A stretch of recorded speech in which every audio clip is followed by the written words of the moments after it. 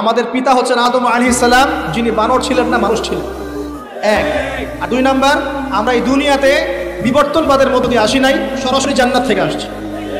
আল্লাহ পাক আদম আলাইহিস সালামকে জান্নাত থেকে দুনিয়াতে পাঠিয়েছে, জান্নাত থেকে সরাসরি দুনিয়াতে পাঠিয়েছে। বরং কোরআন এর উল্টা কথা বলেছে। কি কথা?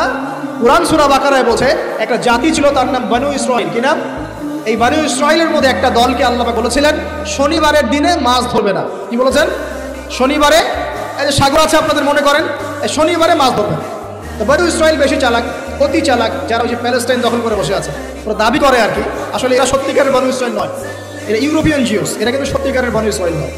এখন এরা অতি চালাক, মাছ ধরে নাই, কিন্তু মাছ ধরার বাদ দিয়ে রাখছে। মাছ আসে, বাদ দিয়ে রাখি, পরে ধরবে। এই পাপের কারণে, এই সীমা লঙ্ঘন করার কারণে সূরা বাকারা এবং সূরা আরাফে আল্লাহ পাক বলেছেন ওই মানুষগুলোকে আল্লাহ পাক বানর বানিয়ে দিয়েছে। তাহলে মানুষ থেকে বানর হয়েছে এই দলিল কোরআনে আছে, পড়ে দেখেন। মানুষ থেকে যে বানর হয়েছে এই দলিল কোরআনে আছে, সূরা বাকারায় আছে, সূরা আরাফের মধ্যে আছে। শনিবারের সীমা লঙ্ঘন করার কারণে এই অপরাধ, এই পরিণতি আল্লাহ পাক কিছু মানুষকে দিয়েছে। তারা এখনো জীবিত আছে কিনা আমরা জানি না, ওদেরকে আল্লাহ পাক মেরে ফেলেছেন না বেঁচে আছে আমরা এগুলো জানি না, কারণ কোরআন এগুলো নিয়ে কথা বলে না, এতটুকু কোরআন বলেছে। তবে এখনো কিন্তু বহু বাইরের মানুষ আকৃতির প্রাণীকে আল্লাহ পাক ভেতর থেকে বানর বানিয়ে দিচ্ছেন না। এটা নিয়ে একটা কথা বলতে চাই, সেটা হলো কিয়ামতের আগে আগে আরো কিছু মানুষকে আল্লাহ পাক কিন্তু শূকর এবং বানরে পরিণত করবেন। এই হাদিসটা কি জানেন? হাদিসটা শুনে রাখেন, এটা আখিরুজ জামান বা কিয়ামতের আলামত সংক্রান্ত হাদিসগুলোর মধ্যে পাবেন।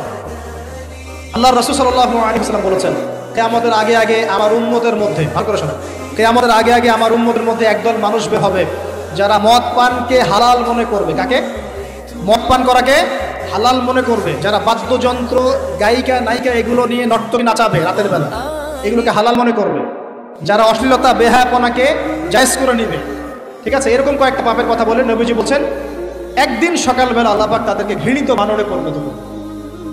এটা হবে সামনে, কখন কিভাবে হবে আল্লাহ ভালো জানে। এবার আমি কনসেপ্টে চলে আসি। এই যে পৃথিবীতে নেমে আসলাম, তাহলে আমরা কোত্থেকে আসছি ভাই? আমরা কি পৃথিবীর অধিবাসী ছিলাম? আমরা জান্নাতে ছিলাম, ওখান থেকে আল্লাহ পাক পাঠিয়েছে। এবার পৃথিবীতে এসে আদম আলাইহিস সালামের যুগে খুব একটা দুর্ঘটনা ঘটে নাই, একটা হয়েছে। কয়টা? একটা। ভাই হাবিলের কুরবানি কবুল হয়, কাবিলের অন্তর্দাহ হয়, জ্বালা হয়। কেন হাবিলেরটা কবুল হবে, কাবিলের কেন হচ্ছে? এই হিংসার বশবর্তী হয়ে কাবিল হাবিলকে হত্যা করে, হত্যা করে লাশটা দাফন করার পদ্ধতিও তার জানা ছিল না। আল্লাহ কাককে পাঠালেন, কাককে দেখে সে শিখল। প্রথম দুর্ঘটনা হচ্ছে হাবিল কাবিলের দুর্ঘটনা। বলে রাখি, আজকেও নিজের ভাইয়ের বেশে বহু কাবিল মুসলিম সমাজের মধ্যে ঘুরে বেড়ায়। নিজের ভাইয়ের লেবাসে, পোশাকে, সুরতেই বহু কাবিল এখনো কিন্তু মুসলিম সমাজে ঘুরে বেড়ায়। তো আমরা কাবিলদেরকে কাবিলের পরিণতি সম্পর্কে সচেতন করতে চাই। হাবিল বলেছিল তুমি যদি আমাকে মারতে আসো আমি তোমাকে মারার জন্য হাত বাড়াবো না। হাবিল জান্নাতে যাবে আর কাবিল জাহান্নামে যাবে। কেন কাবিল জাহান্নামে যাবে? নবীজি বলেছেন পৃথিবীর প্রথম হত্যাকাণ্ড সংগঠিত করছে কাবিল। এই কারণে পৃথিবীতে যত খুন হবে সমস্ত খুনের পাপের একটা অংশ কাবিলের আমলনামায় যোগ করা হবে। বলে না? একটা কথা মনে রাখবেন, সদকায়ে জারিয়া যেমন আছে, গুনাহে জারিয়াও আছে। একটা মদের দোকান দিয়েছেন, যত মানুষ মদ খাচ্ছে সমস্ত গুনার একটা অংশ আপনার কাঁধে আসছে। সিনেমা হল করেছেন, মানুষ সারাদিন একটা ছবি দেখে, নকল ছবি দেখে, যত মানুষ এখানে পাপ করবে সমস্ত পাপের একটা অংশ আপনার কাঁধে যাবে। আবার একটা মাদ্রাসা করেছেন, যত মানুষ এখানে দ্বীনি ইলম শিখবে এই নেকির একটা অংশ আপনি পাবেন। মরে গেলেও কবরে পাবেন ইনশাআল্লাহ। আল্লাহ পাক আমাদের সবাইকে সদকায়ে জারিয়া করার তৌফিক দেন, গুনাহের জারিয়া থেকে বাঁচিয়ে রাখুন। খুব খেয়াল রাখবেন, আল্লাহ পাক আমাদের হেফাজত করুন বলিয়া। এবার ওই যুগ শেষ, নূহ আলাইহিস সালামের যুগ। এই যুগে আল্লাহর একই সুন্নাত। নূহ আলাইহিস সালাম 950 বছর দাওয়াত দিলেন, 40টা বা 80টা পরিবার ইসলাম কবুল করেছে, বাকিরা করে।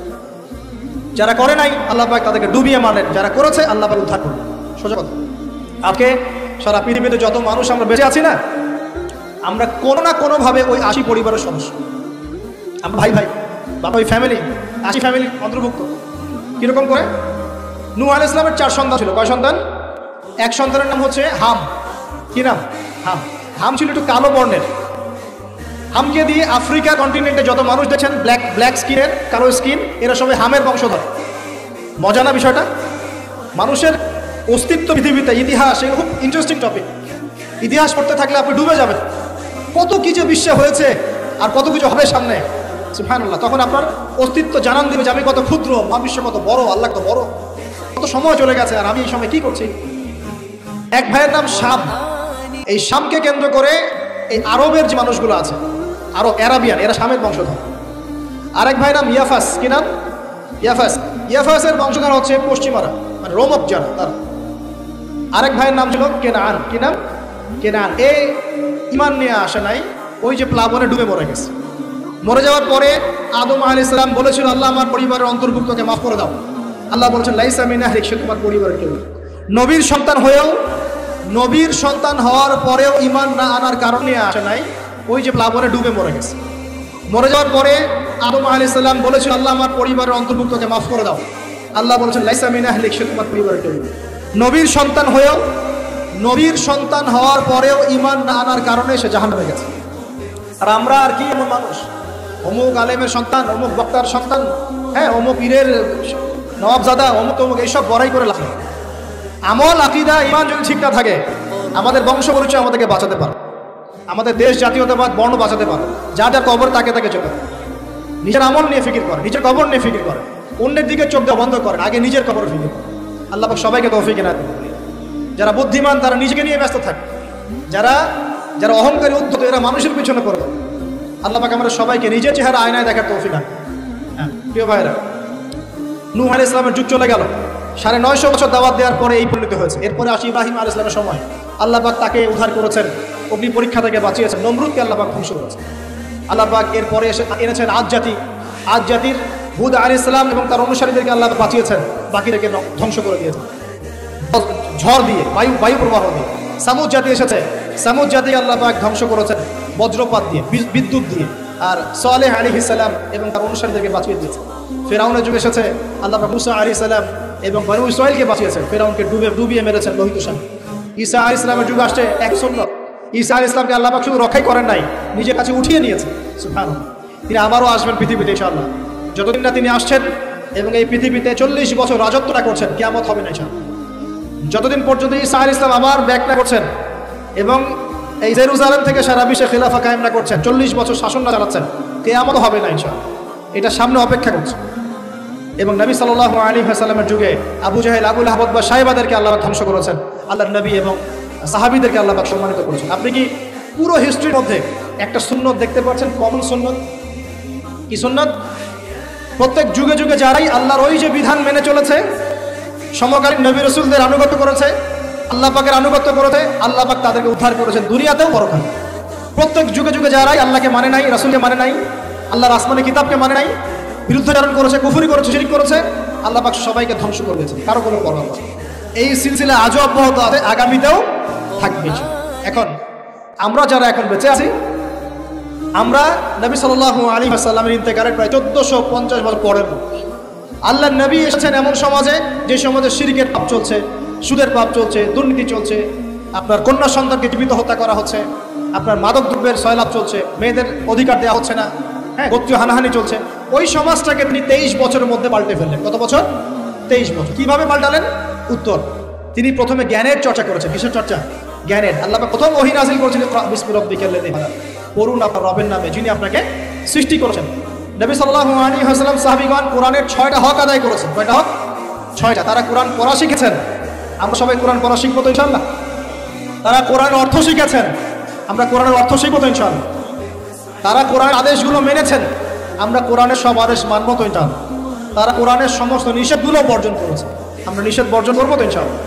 তারা কোরআনের দাওয়াত মানুষের কাছে পৌঁছে দিয়েছেন, আমরা কোরআনের দাওয়াত দিব তো ইনশাআল্লাহ। এবং 6 নাম্বার, তারা কোরআনের বিধানগুলোকে বাস্তবায়ন করেছে, আমরাও বাস্তবায়নের চেষ্টা করবো তো ইনশাআল্লাহ।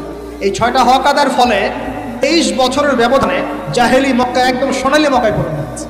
23 বছর পরের মক্কায় আপনি কোনো সুদ পাবেন, কোনো শিরক পাবেন, কোনো মূর্তি পূজা পাবেন, কোনো মেয়ের অপমাননা পাবেন, কোনো জেনা, কোনো ব্যভিচার, কোনো ধর্ষণ, কিছু পাবেন? 23 বছর পরের মক্কায় কোনো পাপ পাবেন। কিভাবে সমাজ পরিবর্তন হলো? এই কোরআনের হক আদায়ের মধ্য দিয়ে হয়েছে, নবীর সুন্নাত প্রতিষ্ঠার মধ্য দিয়ে হয়েছে। এরপর কি থেমে গিয়েছিল? উত্তর, না। এরপর আবু বকর সিদ্দিক যুগ এসেছে, প্রায় 2 থেকে 2.5 বছর তিনি শাসন কার্য চালিয়েছেন। ওই যুগে কি মানুষ আবার খারাপ হয়ে গিয়েছিল? উত্তর, না, বরং ইসলাম আরো বেগবান হয়েছে আলহামদুলিল্লাহ। এরপর এসেছে ওমর রাদিয়াল্লাহু আনহুর যুগ। কত বছর? প্রায় 10 বছর। কত বছর? 10 বছর। এই 10 বছরে কি মুসলিমরা আবার খারাপ হয়ে গিয়েছিল? ওমর রাদিয়াল্লাহু আনহুর কোর্টের মধ্যে কি প্রতিদিন কেস আসতো? সারা বছরে একটা কেসও আসতো। মানুষ এত ভালো ছিল, সারা বছরে একটা কেসও আসতো। বরং যারা রাষ্ট্রীয় পর্যায়ে দায়িত্বশীল ছিল তারা এসে বলতো যে আমাদের ভাতাগুলো বন্ধ করে দেন, বসে বসে বেতন দিব কেন, কোনো তো কেসই আসে না, বসে থাকবো কেন। এরকম সমাজ ছিল। একজন ব্যক্তি খুঁজে পাওয়া যেত না যে নামাজ পড়ে না, একজন মুসলিম পাওয়া যেত না যে জাকাত দেয় না সামর্থ্য থাকলে, এমন মুসলিম খুঁজে পাওয়া যেত না যে কোরআন পড়তে জানে না, হাদিসে চর্চা করে না, যে দাওয়াতি কাজ করে না, যে আল্লাহর দাওয়াত এবং জিহাদে আত্মনিয়োগ করে না, এমন মুসলিম খুঁজে পাওয়া যায়। এরপরে আসলো উসমান রাদিয়াল্লাহু আনহুর যুগ। ওই যুগে ফিতনা শেষের দিকে সৃষ্টি হওয়া শুরু। কোন বিষয়কে কেন্দ্র করে? কোরআন সংকলনকে কেন্দ্র করে ফিতনা সৃষ্টি হলো। আতাতায়ীদের, বিদ্রোহীদের হাতে উসমান রাদিয়াল্লাহু আনহুকে নির্মমভাবে শাহাদাত বরণ করতে হয়েছে। তিনি প্রায় 12 বছর শাসন কার্য চালিয়েছেন। ইসলাম আরও এগিয়ে গেছে। এরপর এসেছে আলী রাদিয়াল্লাহু আনহুর যুগ। আলী রাদিয়াল্লাহু আনহুর খেলাফতে ওই উসমান রাদিয়াল্লাহু আনহুর ঘটনাকে কেন্দ্র করে, হত্যাকাণ্ডকে কেন্দ্র করে মুয়াবিয়া রাদিয়াল্লাহু আনহু এবং আলী রাদিয়াল্লাহু আনহুর মাঝখানে একটা ব্যাটল, একটা যুদ্ধ হয়ে গেছে। এর নাম হলো সিফিনের যুদ্ধ। কিসের যুদ্ধ? সিফিন। যাই হোক, এক পর্যায়ে আলী রাদিয়াল্লাহু আনহুকে এরকম বিদ্রোহীদের হাতে, খারেজিদের হাতে শহীদ হতে হয়। বলেন ইন্না লিল্লাহি ওয়া ইন্না ইলাইহি রাজিউন। তারপরে হাসান রাদিয়াল্লাহু আনহু অল্প কয়েকদিন শাসন কার্য চালান। তারপর উম্মার ঐক্যের খাতিরে তিনি তার শাসন কার্যের ভারটাকে মুয়াবিয়া রাদিয়াল্লাহু আনহুর হাতে সুপর্দ করে দেন, যা ছেড়ে দিলেন। মুয়াবিয়া রাদিয়াল্লাহু আনহুর সময় থেকে উমাইয়াদের শাসন শুরু হয়। উমাইয়া শাসন করেছে প্রায় 132 হিজরি পর্যন্ত। কত হিজরি?